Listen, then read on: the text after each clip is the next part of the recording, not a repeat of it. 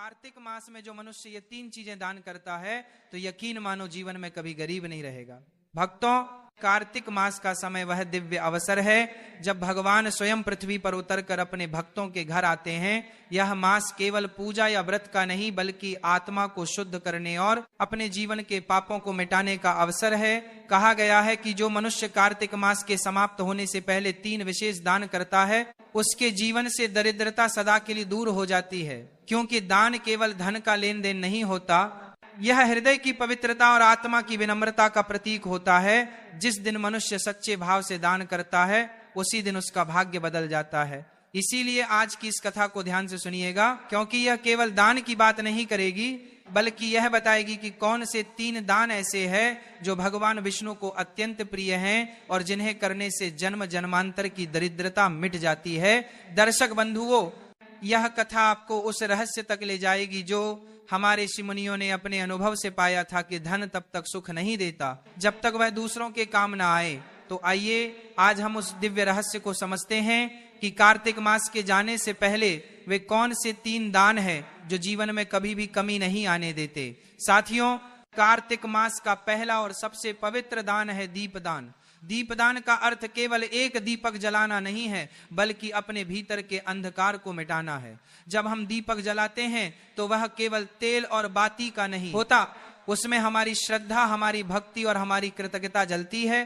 कहा गया है कि जब व्यक्ति तिल के तेल का दीपक जलाकर भगवान विष्णु, तुलसी माता और गंगा मैया के नाम से दान करता है तो वह स्वयं अपने जीवन का अंधकार मिटा देता है। प्रिय भक्तों, जब कार्तिक मास की संध्या बेला होती है और सूर्य पश्चिम दिशा में ढलने लगता है तब उस समय सबसे शुभ होता है। उसी समय अपने घर के आंगन में तुलसी के पौधे के पास या किसी मंदिर में तिल के तेल का दीप जलाएं और उस दीप को जलाते समय मन में ये भावना रखिए, हे प्रभु, जैसे दीप अंधकार को मिटाता है वैसे ही मेरे भीतर के अज्ञान, लोभ, क्रोध और मोह को भी मिटा दीजिए।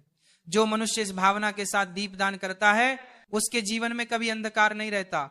तुलसी माता के समीप तिल का दीपक जलाने का अर्थ यह है कि आप धर्म और समर्पण का दीप जलाते हैं। जिस घर में प्रतिदिन तुलसी माता के नीचे दीप जलाया जाता है वहां राक्षसी शक्तियां प्रवेश नहीं कर पाती, वहां दरिद्रता नहीं टिकती, वहां कलह नहीं होता। माता लक्ष्मी स्वयं उस घर में प्रवेश करती हैं और कहती हैं, जहां दीपक जलता है वहां मैं वास करती हूं। कार्तिक मास के प्रत्येक दिन और विशेषकर पूर्णिमा या अमावस्या की रात को यदि मनुष्य भगवान विष्णु के मंदिर में जाकर तिल के तेल का दीपक जलाए तो उस दीपक की लौ सीधी स्वर्गलोक तक जाती है। भगवान स्वयं कहते हैं, जो मेरे नाम से दीप जलाता है मैं उसके जीवन के अंधकार को मिटा देता हूं। प्राचीन कथा में वर्णन आता है कि एक निर्धन स्त्री थी जो पूरे साल कुछ न कुछ बचाकर कार्तिक मास में दीप दान करती थी। एक बार उसने केवल एक दीप जलाया, परंतु उस दीप में इतनी श्रद्धा थी कि स्वर्गलोक में भी उसकी ज्योति दिखाई दी। भगवान विष्णु ने प्रसन्न होकर कहा, इस स्त्री का कोई भी जन्म अंधकार में नहीं रहेगा, अगले जन्म में वह उसी नगर की रानी बनी। इसीलिए कार्तिक मास के अंतिम दिनों में जब यह पवित्र काल समाप्त होने को होता है तब यदि कोई व्यक्ति तिल के तेल का दीप जलाकर दान कर देता है तो वह अपने जीवन की दरिद्रता को सदा के लिए समाप्त कर देता है।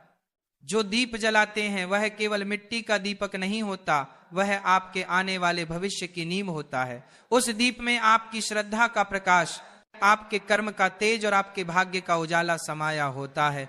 प्रिय भक्तों, ध्यान रखिए, दीपक केवल एक क्षण के लिए नहीं जलता, वह आपके आने वाले समय को प्रकाशित करता है। जो मनुष्य कार्तिक मास में तिल का दीप दान करता है उसके पाप नष्ट हो जाते हैं, पूर्वज तृप्त होते हैं और भगवान विष्णु स्वयं उस व्यक्ति के जीवन में सौभाग्य का दीप जला देते हैं। इसीलिए आज जब संध्या का समय हो तो श्रद्धा से दीपक जलाइए, उस दीपक की लौ से भगवान के चरणों को प्रणाम कीजिए और कहिए, हे प्रभु, इस दीपक के प्रकाश से मेरा मन भी प्रकाशित हो जाए। यही दीपदान आपके जीवन का सबसे बड़ा पुण्य बन जाएगा।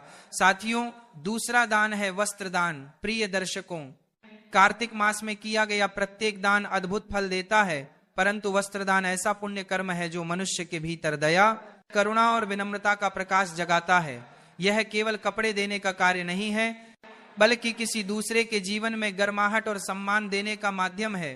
शास्त्रों में कहा गया है, वस्त्रम ददाति सौख्य आयुष्य चक्रते, अर्थात जो मनुष्य वस्त्र दान करता है उसे सुख, आयु और कीर्ति तीनों का आशीर्वाद मिलता है। कार्तिक मास के समय जब शीतल हवाएं चलने लगती हैं जब सुबह ओस की बूंदें धरती पर मोती बनकर गिरती हैं, तब वही ओस किसी निर्धन के तन पर कांपती हुई ठंड बन जाती है।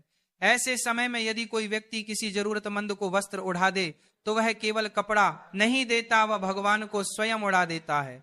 भक्तों, ये वही समय है जब मनुष्य का छोटा सा दान भगवान की नजरों में बड़ा बन जाता है, क्योंकि भगवान विष्णु स्वयं कहते हैं, जो मेरे किसी रूप को ढकता है मैं उसे अपने बैकुंठ में स्थान देता हूं। और हम जानते हैं हर जीव में भगवान का ही वास है। कल्पना कीजिए, एक गरीब वृद्ध सड़क किनारे ठंड से कांप रहा है। उसकी आंखों में भय नहीं परंतु उम्मीद की झलक है। शायद कोई आए और उसे ऊनी कपड़ा दे दे, और जब आप जाकर अपने हाथों से उसे एक चादर उड़ा देते हैं, वो आपके पांव छूने लगता है। उसके होठों से केवल 2 शब्द निकलते हैं, भगवान आपको सुखी रखें। क्या आप जानते हैं, ये आशीर्वाद आपके पूरे जीवन का मार्ग बदल देता है, क्योंकि जो आशीर्वाद एक भूखे ठंड से कांपते व्यक्ति के मुंह से निकलता है, वह सीधा स्वर्ग तक जाता है और वहां से वापस लक्ष्मी के रूप में लौटता है। पुराणों में कथा आती है, एक बार एक ब्राह्मण परिवार की स्त्री ने कार्तिक मास में अपने पति के लिए बचाई हुई ऊनी चादर एक साधु को दान कर दी। रात में जब वह सोने गई तो उसने स्वप्न में भगवान विष्णु को देखा, जो मुस्कुरा कर कह रहे थे, तुमने आज मुझे उड़ाया है, इसलिए अब मैं तुम्हारे घर को कभी खाली नहीं रहने दूंगा। अगले ही दिन उस परिवार को नगर के राजा से धन सम्मान और अन्न प्राप्त हुआ। प्रिय भक्तों, वस्त्र दान केवल वस्त्र का त्याग नहीं है, यह अहंकार का त्याग है। दान वही सच्चा होता है जो बिना दिखावे के किया जाए, जो हृदय की करुणा से निकलकर किसी दूसरे के चेहरे पर मुस्कान बनकर पहुंचे। इसलिए कार्तिक मास के अंतिम दिनों में अगर आपके पास एक भी नया कपड़ा, शॉल, धोती या साड़ी है तो उसे किसी गरीब, वृद्ध या भूले बिसरे व्यक्ति को दान कर दीजिए, क्योंकि जो तन ढकता है वह मन को ढकने वाले भगवान का प्रिय बन जाता है। माता लक्ष्मी स्वयं ऐसे व्यक्ति के द्वार पर जाकर कहती हैं, जहां करुणा है वहां मैं स्थायी रूप से रहती हूं। इसलिए भक्तों, कार्तिक मास के शुभ समय में वस्त्र दान अवश्य करें। यह दान आपके घर से दरिद्रता मिटाएगा, आपके वंश को समृद्ध करेगा और आपको वह शांति देगा जो किसी स्वर्ण या रत्न से भी बड़ी होती है। साथियों, तीसरा दान है अन्नदान। प्रिय दर्शकों, सभी दानों में सबसे श्रेष्ठ और पवित्र दान है अन्नदान। धर्म ग्रंथों में स्पष्ट कहा गया है, अन्नदान परम दान, विद्यादान तथा परम अर्थात संसार के सभी दानों में अन्नदान सर्वोत्तम है, क्योंकि अन्न ही जीवन का आधार है। जो व्यक्ति भूखे को भोजन कराता है वह किसी मनुष्य का नहीं, स्वयं भगवान का तृप्ति कर्म करता है। कार्तिक मास में जब सृष्टि की ऊर्जा सबसे शांत और दिव्य होती है, तब दिया गया अन्नदान असंख्य जन्मों के पापों का नाश कर देता है। इसीलिए कहा गया है, कार्तिके अन्नदाता कोटि यज्ञ फलम भेद।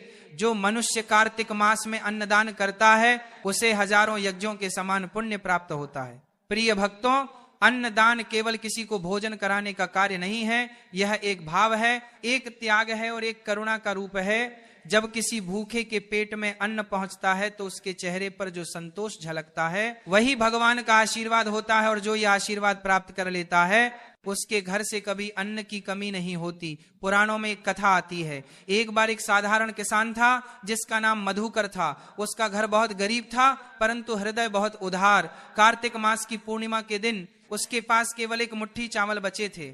उसी समय उसके द्वार पर एक भूखा साधु आया और भोजन मांगा। मधुकर की पत्नी ने कहा, यह तो हमारे बच्चों का आखिरी अन्न है। लेकिन मधुकर बोला, अगर आज किसी भूखे को अन्न नहीं दिया तो यह अन्न भी व्यर्थ है। उसने वह चावल साधु को दे दिए। रात में जब दोनों सोए तो स्वप्न में भगवान विष्णु प्रकट हुए और बोले, मधुकर, आज तुमने जो अन्न दिया वह मुझ तक पहुंचा है, अब तुम्हारे घर में कभी अन्न की कमी नहीं होगी। अगले दिन उसी खेत में स्वर्ण के सिक्के हो गए। तब से कहा गया, अन्नम ब्रह्म स्वरूप, अर्थात अन्न में स्वयं भगवान का वास होता है। प्रिय भक्तों, यदि कोई व्यक्ति कार्तिक मास में किसी ब्राह्मण, साधु, गौशाला या किसी गरीब परिवार को भोजन दान करता है तो उसके पूर्वज तृप्त होते हैं, उसका घर अन्न से परिपूर्ण रहता है और भगवान विष्णु स्वयं उस ग्रह को आशीर्वाद देते हैं।